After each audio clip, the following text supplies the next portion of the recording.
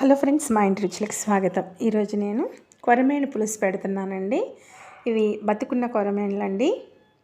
నీట్గా కట్ చేపించుకొని కడిగేసి పక్కన పెట్టుకుందాము.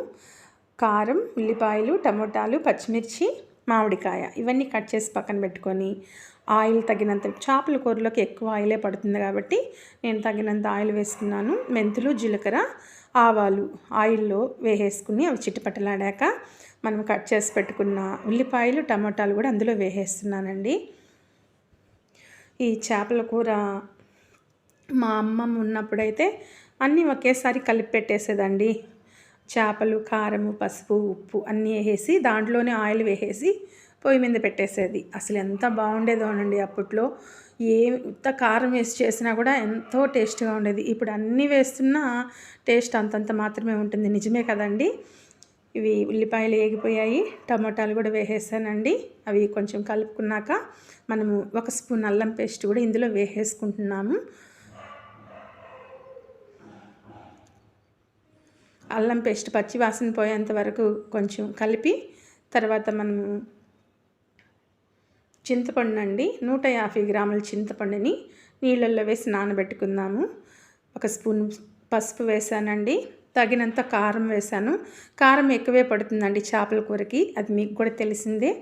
మనకు ఎంత కారం కావాలో అంత కారం వేసుకుంటే మనకు చేపల కూర అంత టేస్ట్గా ఉంటుంది. సాల్ట్ కూడా వేసేసానండి. మొత్తం ఒకసారి కలుపుకుందాము. మనము చింతపండు పిసికి పక్కన పెట్టుకున్నామండి. ఆ వాటర్ కూడా ఇందులో వేసేసుకుందాము. ఈరోజు ఆదివారం కాబట్టి ఉదయాన్నే నేను వంట చేసేసి వెళ్ళిపోతున్నానండి.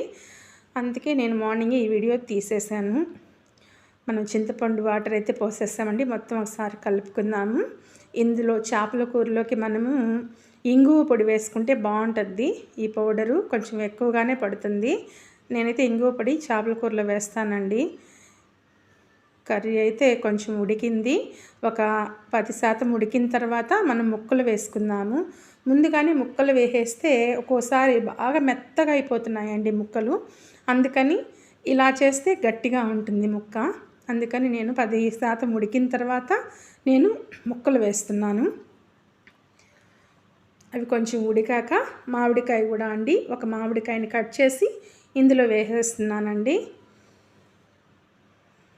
వేడివేడిగా కొరమీను పులుసు అండి. అస్సలు చూస్తుంటే వేడివేడి అన్నంలో వేసుకొని తినేయాలనిపిస్తుంది. కానీ చర్చికి వెళ్ళొచ్చాక మేము తింటామండి. చూస్తున్నారు కదా ఎంత బాగుందో. కొత్తిమీర, కరివేపాకుతో మనము చేపల కూర అయితే రెడీ అయిపోయింది.